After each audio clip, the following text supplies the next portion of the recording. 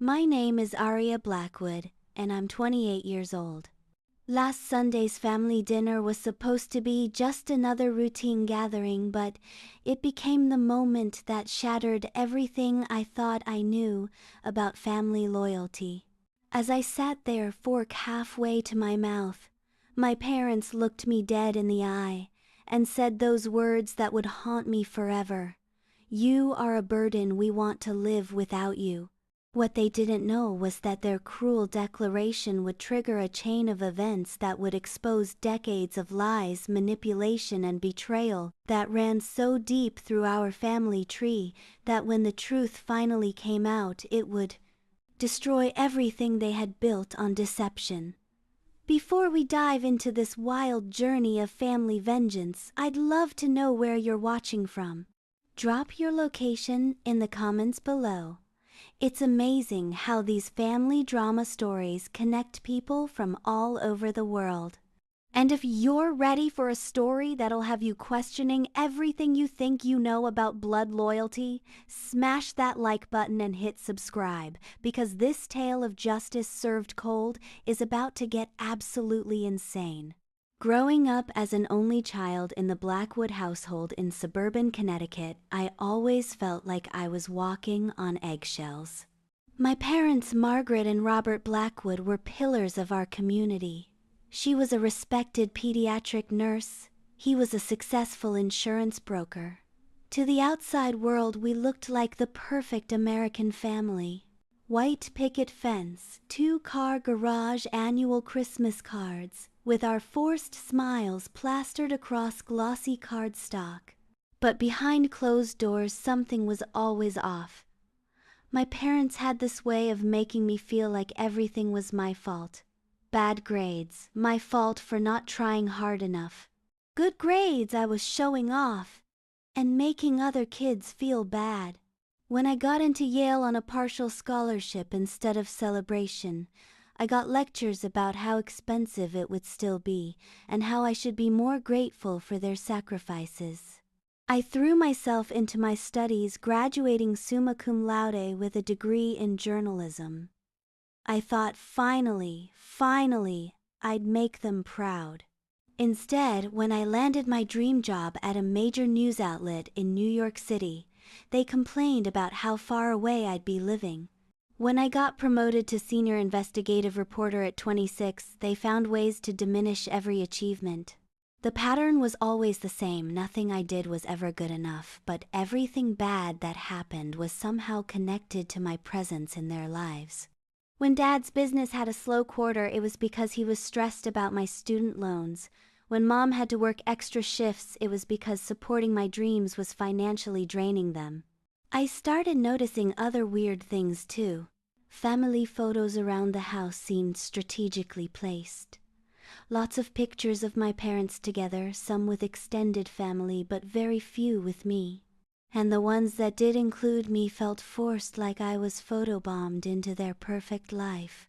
They had this habit of planning family events and forgetting to tell me until the last minute, then acting like I was being dramatic when I couldn't make it due to work commitments.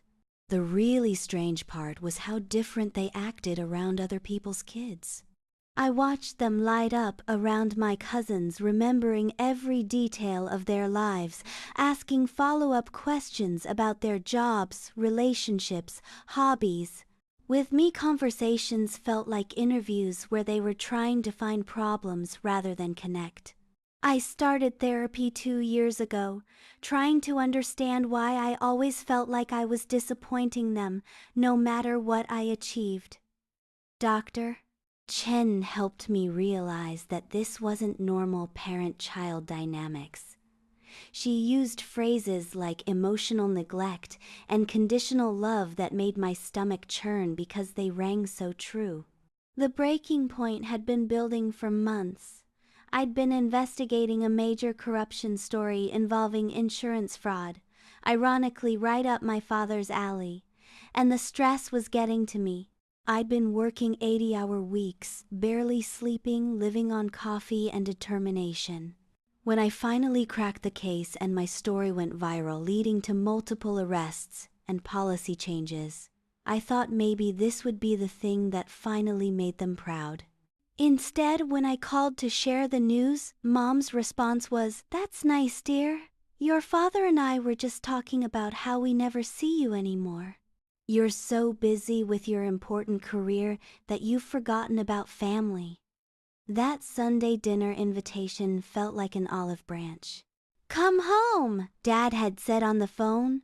"We want to talk about some things, clear the air." I actually thought we were going to have a breakthrough conversation. I prepared what I was going to say, how I was going to express my feelings about feeling undervalued while also acknowledging their concerns. I should have known better. The Blackwoods don't do emotional breakthrough conversations. They do ambushes. I arrived at my childhood home that Sunday evening with a bottle of Mom's favorite wine and a genuine desire to repair our relationship. The house looked exactly the same as it had for the past 15 years. Same beige walls, same family photos strategically avoiding me, same smell of Mom's lavender potpourri mixed with Dad's pipe tobacco. Dinner started normally enough. Mom had made pot roast my supposed favorite, though I'd been vegetarian for 3 years and had told them multiple times. I ate around the meat, not wanting to start an argument before we'd even gotten to the clearing the air part of the evening. Dad dominated the conversation with stories about his golf game and complaints about his younger colleagues at work. Mom chimed in with neighborhood gossip and updates about relatives I barely knew. I tried to contribute by sharing some lighter stories from my job, but they responded with the same polite but distant interest they'd show a stranger at a dinner party. After we'd finished eating, Mom brought out coffee and store-bought pie.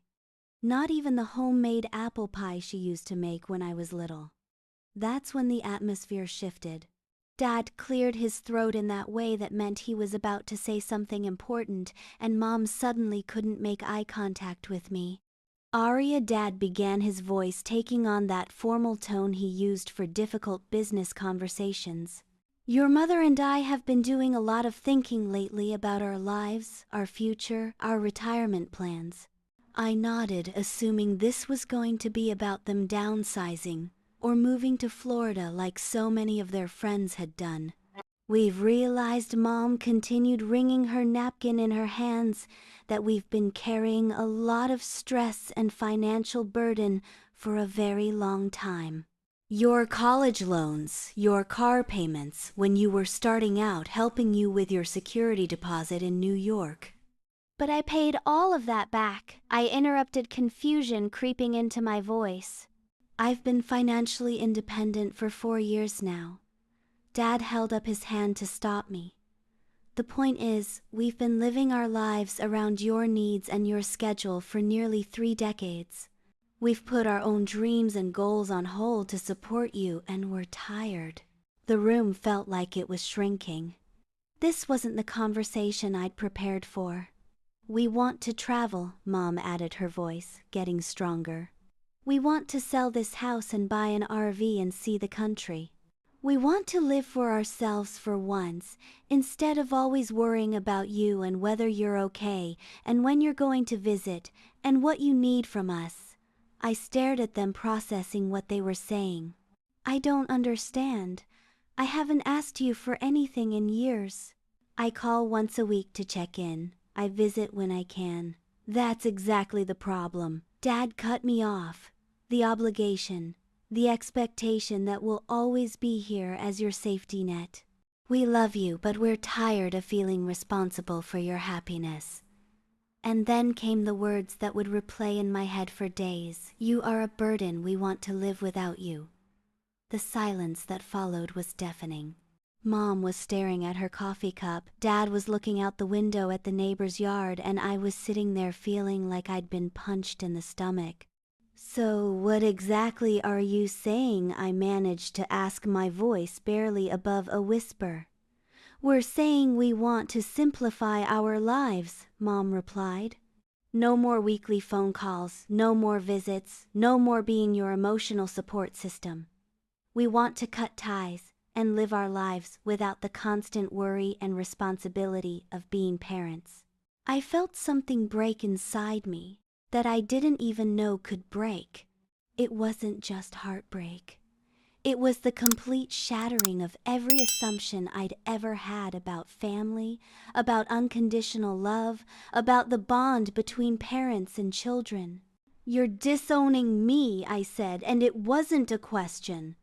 "We're setting boundaries," Dad corrected, but we all knew what it really was. I stood up from the table on shaky legs, grabbed my purse, and walked toward the door. Neither of them tried to stop me or call me back. As I reached for the doorknob, I turned around one last time. "You know what the funny thing is," I said, surprising myself with how steady my voice sounded. "I actually came here tonight thinking we were going to work things out. I had this whole speech prepared about how much I love you and how sorry I am that I haven't been the daughter you wanted. But I guess none of that matters now." And then I left, driving home to my apartment in a daze, not knowing that this was just the beginning of a story that would expose secrets that would make their betrayal look like a minor offense. The next few days passed in a blur of shock and disbelief. I called in sick to work something I'd never done unless I was actually dying, and spent my time alternating between crying, rage cleaning my apartment, and staring at the ceiling trying to process what had happened. By Thursday, the journalist in me started to kick in. Something about that dinner felt off beyond just the obvious cruelty. The timing was weird. Why now? I'd been financially independent for years. Our contact had actually decreased recently due to my work schedule, and they'd never expressed these feelings before. It felt rehearsed, like they'd practiced what they were going to say.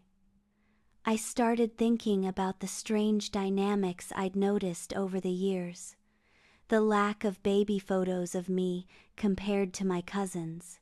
The way extended family members sometimes looked uncomfortable when my parents talked about my childhood. The fact that I looked absolutely nothing like either of my parents. I had dark hair and green eyes while they were both blonde with blue eyes, but I'd always assumed I took after some distant relative. Friday evening, I found myself digging through old documents in my filing cabinet looking for, I wasn't sure what. Birth certificate, social security card, passport applications. Everything seemed normal at first glance, but then I noticed something odd about my birth certificate.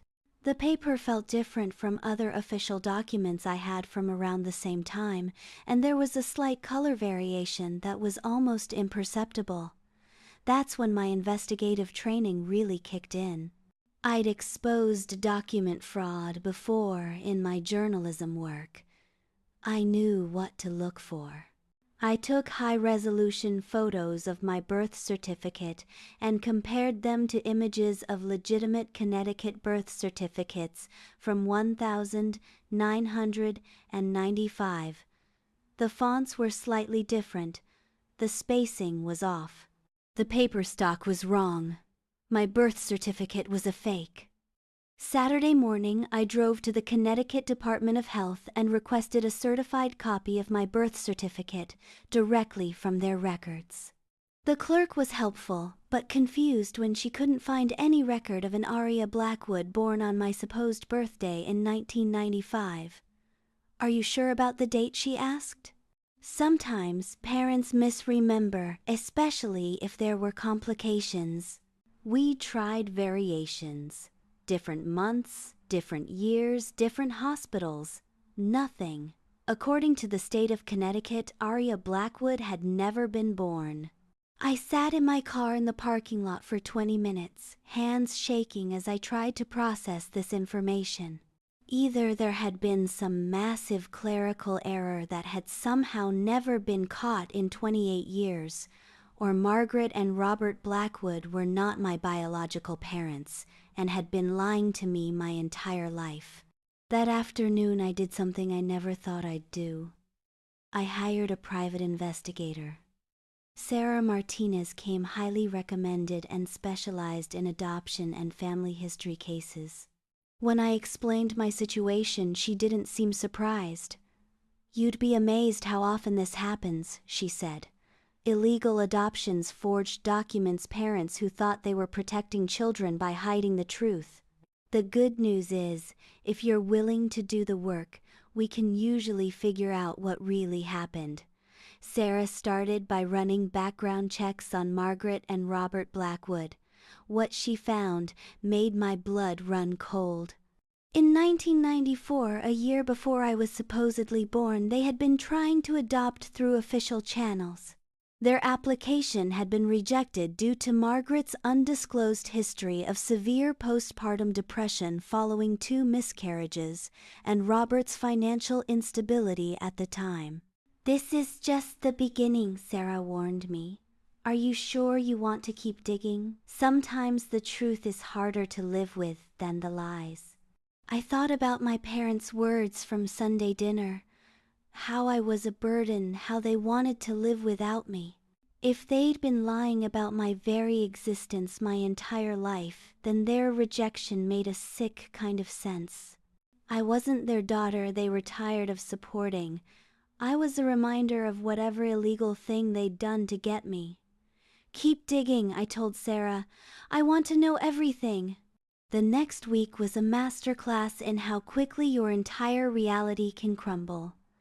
Sarah's contacts in various agencies started pulling threads that led to bigger threads, hospital records that didn't match, social workers who remembered suspicious cases, a pattern of private adoption facilitators who had operated in gray areas of the law during the 1,990 seconds.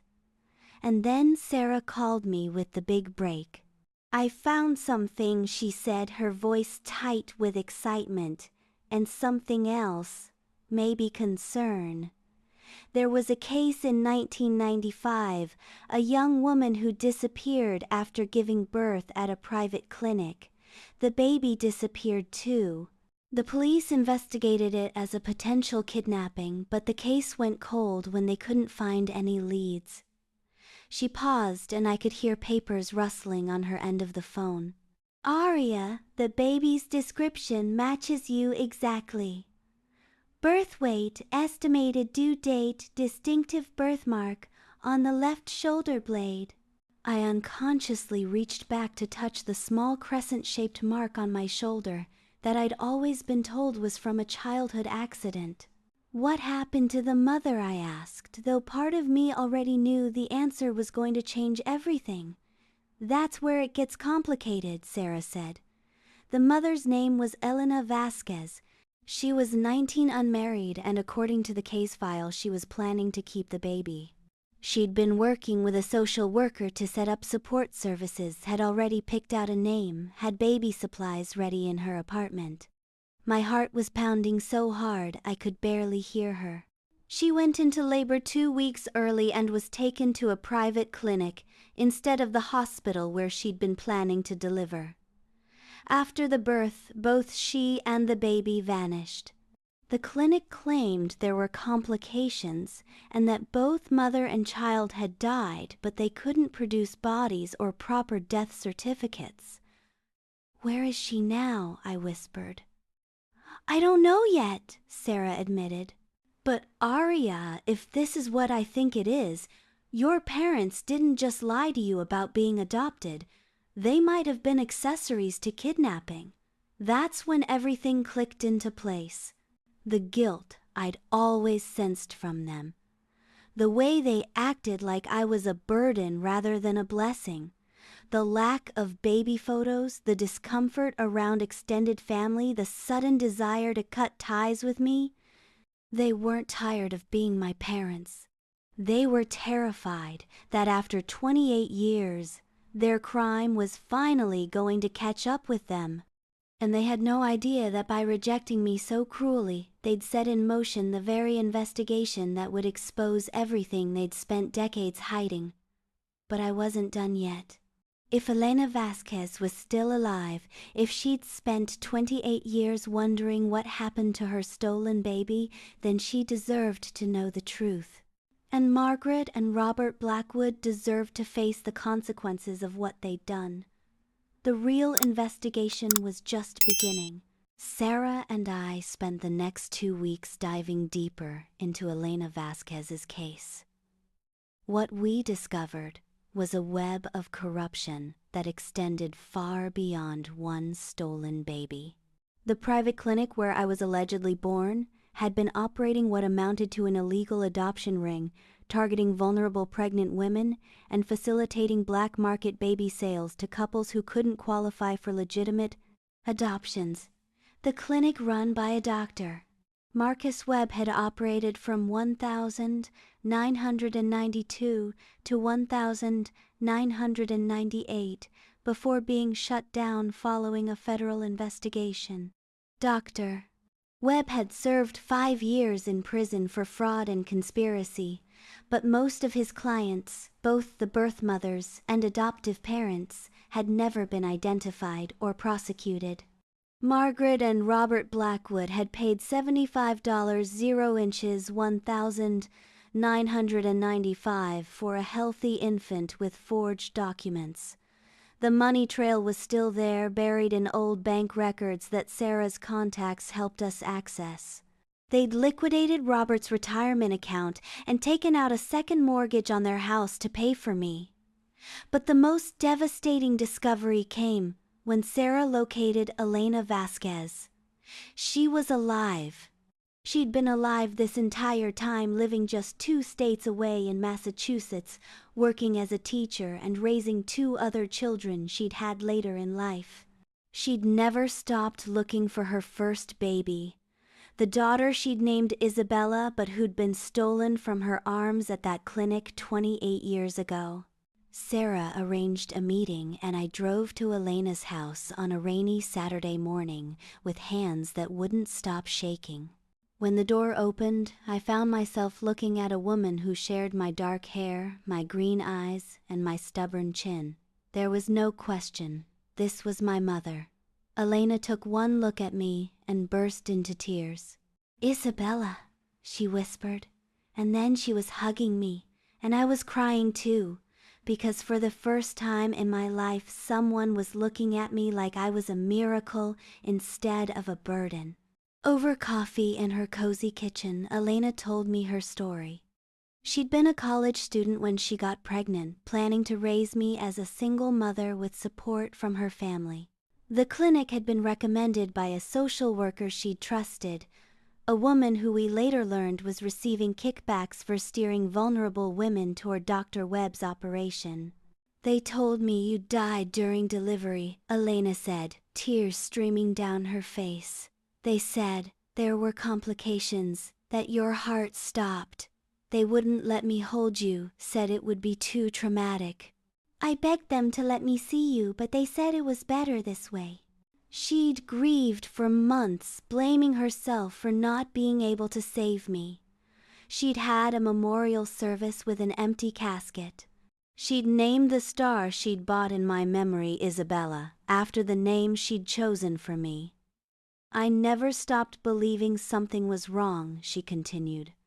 "The whole thing felt off. They rushed me out of there so fast, wouldn't give me proper medical records, claimed there was a fire that destroyed all the documents. But I was 19 and scared, and everyone kept telling me I needed to move on. The most heartbreaking part was what came next. Elena had hired private investigators 3 times over the years, spending money she couldn't afford, trying to find out what really happened to me. Each investigation had hit dead ends, blocked by the wall of false documents and corrupted officials who'd covered their tracks. "I have a box upstairs," she said quietly. "Pictures of what you would have looked like at different ages, birthday cards I wrote but never sent, Christmas presents I bought every year until you would have turned 18. I couldn't let go. My biological mother had been mourning me for 28 years, while my adoptive parents had been treating me like an inconvenience. Elena introduced me to my half-siblings, Maria 23 and David 20. They'd grown up hearing stories about their older sister who died before they were born. Elena had never hidden my existence from them. She'd just been told I was dead. Meeting them was surreal and wonderful and heartbreaking all at once. Maria looked like a younger version of me, and David had my same nervous laugh. They welcomed me with an openness and joy that stood in stark contrast to the cold rejection I'd experienced from the Blackwoods. "We always wondered," Maria admitted. "Mom would get so sad around your birthday every year, and she kept saying she felt like something was missing. It's like we always knew there should be another person in our family." That evening, as I drove back to Connecticut, I felt a strange mix of emotions. Joy at finding my real family, rage at what had been stolen from all of us, and a burning desire for justice. Elena had lost 28 years with her firstborn daughter. I'd grown up feeling unloved and unwanted when I had a mother who'd been grieving me as dead. The Blackwoods had built their entire life on a foundation of lies and stolen moments. But I wasn't just angry anymore. I was determined. Sarah had been busy while I was in Massachusetts. She'd tracked down 3 other families who'd been victims of Dr. Webb's operation. The pattern was always the same. Vulnerable birth mothers told their babies had died. Desperate adoptive parents paying huge sums for falsified documents. And children growing up never knowing their true identities. "The statute of limitations hasn't run out," Sarah informed me. "Kidnapping has no statute of limitations in Connecticut, and conspiracy charges can be filed within 10 years of discovery of the crime. We have enough evidence to build a case."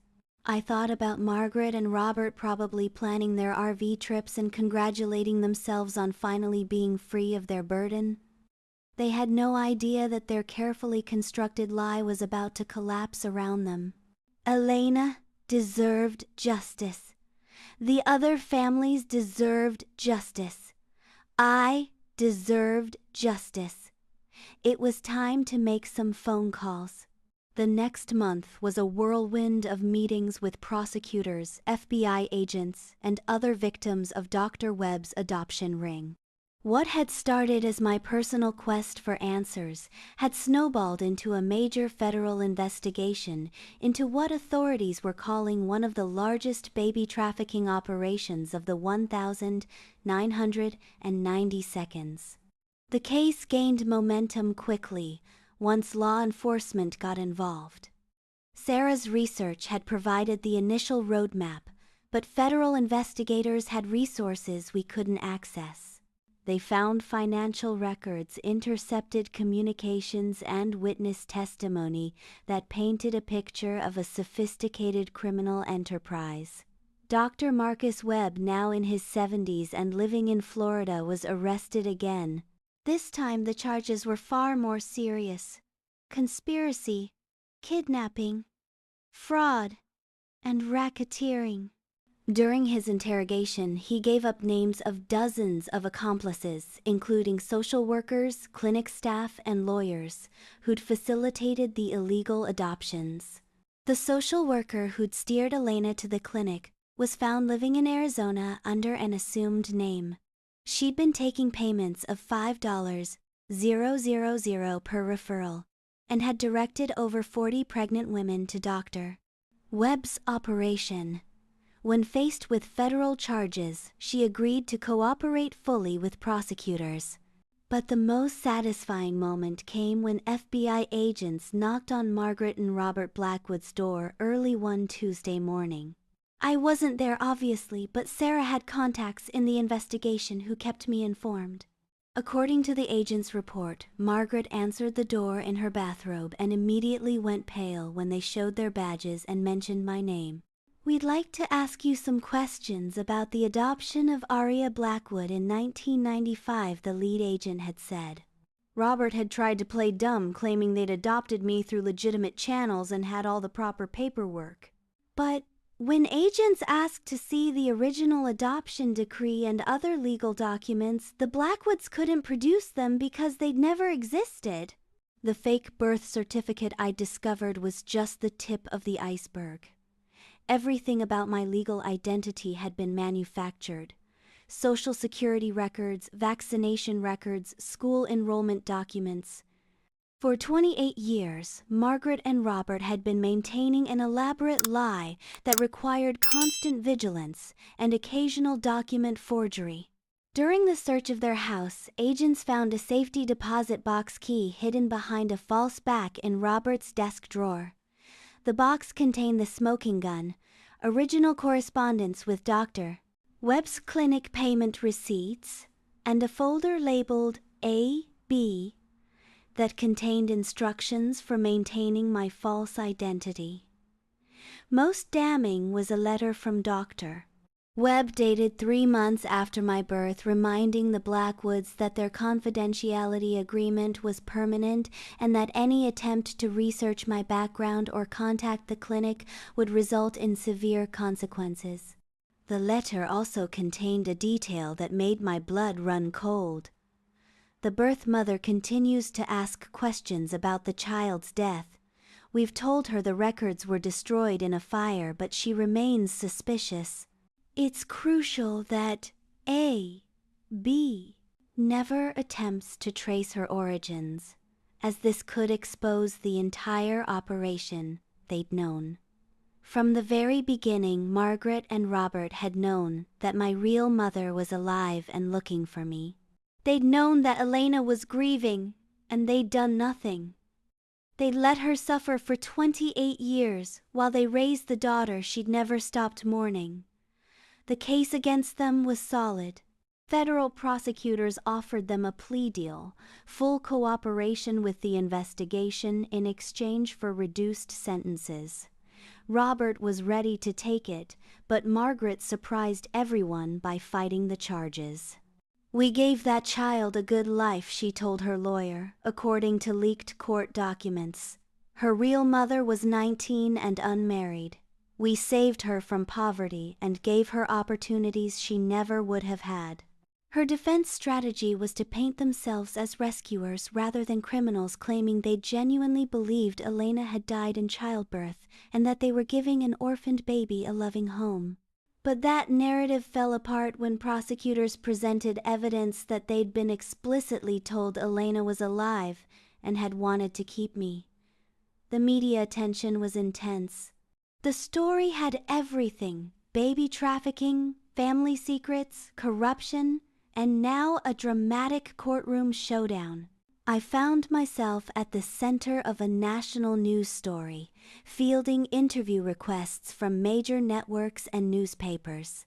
Elena and I appeared together on several shows telling our story and raising awareness about illegal adoption practices. The contrast between us was striking. She talked about me with unconditional love and pride, while footage of Margaret and Robert showed them hurrying past reporters with their lawyers, refusing to comment. "I want people to understand," Elena said during one particularly powerful interview, "that this wasn't just about taking a baby. They stole 28 years of memories from both of us. They stole first steps, and first words, and high school graduations. They stole the chance for Aria to know her siblings, her grandparents who died without ever knowing she was alive. You can't put a price on that kind of loss."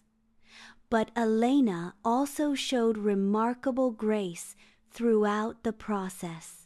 When reporters asked if she was angry with me for not searching for her sooner, she was quick to defend me. "She was a victim too," Elena said firmly. "She was raised to believe these people were her parents. She was gaslit her entire life into thinking she wasn't worthy of love. The fact that she found the strength to investigate when something felt wrong shows incredible courage." As the trial date approached, more victims came forward.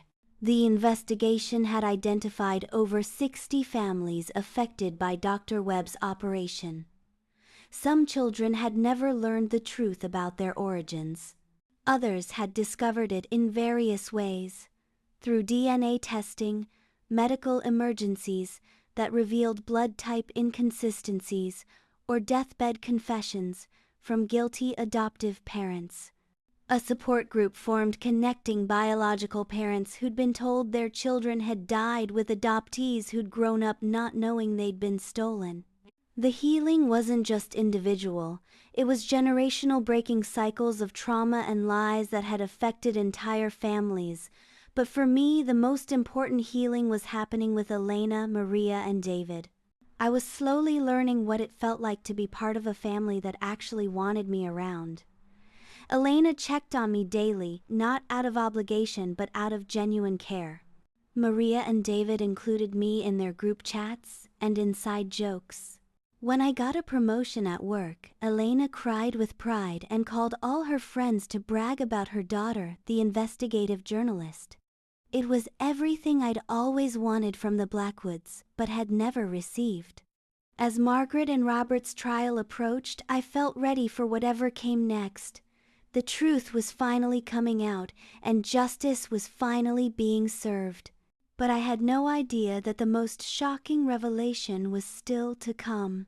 The trial began on a crisp October morning, almost exactly a year after that devastating family dinner that had started this entire journey. I sat in the gallery next to Elena, holding her hand as we watched Margaret and Robert Blackwood face the consequences of their decades-long deception. The prosecution's case was methodical and devastating. They presented financial records showing the $75,000 payment to Dr. Webb's clinic, forged documents that had created my false identity, and testimony from other victims of the adoption ring. But the most powerful moment came when Elena took the stand to describe the impact of losing me. "I was told my daughter died in my arms," Elena testified, her voice steady but tears streaming down her face. "I grieved for 28 years. I blamed myself for not being able to protect her. I went to therapy. I took medication for depression. I struggled to bond with my other children because I was terrified something would happen to them too." These defendants didn't just steal my baby. They stole my ability to trust, to hope, to believe I deserved happiness. When it was my turn to testify, I looked directly at Margaret and Robert as I spoke. They couldn't meet my eyes. "I spent my entire childhood feeling like I was never enough," I said. "I achieved academic success, professional recognition, financial independence, but nothing I did ever made them proud. Now I understand why. I was never their daughter they were celebrating. I was evidence of their crime." Every time they looked at me, they were reminded of what they'd done. I paused, collecting my thoughts before delivering the line I'd practiced. They told me I was a burden they wanted to live without. But the real burden was their guilt, and the real life they wanted to live was one where they could forget they'd destroyed another family to create theirs. The defense tried to argue that Margaret and Robert had genuinely believed they were saving me from a difficult life, but their case crumbled when prosecutors revealed the most damning evidence yet. Hidden in Robert's office computer, investigators had found a folder of documents tracking Elena's life over the years. They'd been monitoring her. They knew when she graduated college, when she got married, when she had Maria and David. They knew she'd become a teacher, bought a house, built a stable, loving life, exactly the kind of life where a child would have thrived. They'd known all along that their justification for taking me was a lie. Even more shocking was a draft letter Robert had written but never sent, dated just 3 months before their rejection dinner. In it, he'd considered confessing everything to me, acknowledging that they'd taken me illegally and expressing regret for the pain they'd caused. But instead of sending it, he'd decided it was easier to cut me out of their lives entirely. The jury deliberated for less than 6 hours. Margaret and Robert Blackwood were found guilty on all counts: conspiracy to commit kidnapping, fraud, and racketeering. Margaret received 8 years in federal prison. Robert got 6 years plus restitution to Elena and other victims. But the real justice wasn't the prison sentences. It was the moment after the verdict when Elena and I walked out of that courthouse together, no longer living a lie. The past year has been a journey of healing and discovery. Elena and I are building the mother-daughter relationship we should have had all along. She's teaching me family recipes that have been passed down for generations. I'm learning Spanish so I can talk to my grandmother, who cried for 3 days straight when Elena told her I was alive. Maria and David have become the siblings I never knew I wanted. We text constantly, plan trips together, and they've made it their mission to catch me up on 28 years of family stories. David even moved to New York for college, partly so we could spend more time together. The financial restitution from the Blackwoods went toward establishing a foundation that helps families affected by illegal adoption. Elena and I run it together, providing legal support and counseling for people trying to reconnect with stolen or missing family members. My journalism career has taken an unexpected turn too. The investigation that started with my own story has led to a book deal and a documentary series about illegal adoption practices. I'm using my platform to advocate for adoption reform and help other families find the truth about their origins. But perhaps the most meaningful change is simply knowing what it feels like to be truly loved and accepted. Elena tells me she's proud of me not because of what I've accomplished, but because of who I am. She says I'm not a burden. I'm a gift she thought she'd lost forever. The Blackwoods sent letters from prison asking for forgiveness, claiming they'd only wanted to give me a good life. I haven't responded. Some betrayals are too deep for forgiveness, and some truths come too late to matter. As I wrap up this story, I'm sitting in Elena's kitchen, helping her prepare Sunday dinner for our family. Maria and David are arguing over what movie we're going to watch later, and Elena is humming while she cooks the same song she used to sing when she was pregnant with me. This is what family is supposed to feel like. Not perfect, but real. Not conditional, but unconditional. Not a burden, but a blessing. So here's my question for all of you watching. Have you ever had a moment where someone's cruelty actually led to the best thing that ever happened to you? When what felt like the worst betrayal turned into the greatest gift? Elena. And I want to know. Because sometimes the universe has a funny way of bringing justice and healing into our lives, even when it takes 28 years to arrive. If this story resonated with you, if it made you think about family, loyalty, justice, or the power of truth, please let us know in the comments below. Share your own experiences with family karma, the good, the bad, and the unexpected. Hit that like button if you believe in the power of truth to heal even the deepest wounds, and subscribe for more stories about justice served and families reunited. From Elena and me to all of you, thank you for being part of this journey. Thank you for believing that everyone deserves to know where they come from, and that love, real love, is never conditional. May you find your truth, your justice, and your real family, whatever form that takes. And remember, sometimes the people who reject you are doing you the biggest favor of your life. They're making room for the people who will love you exactly as you are.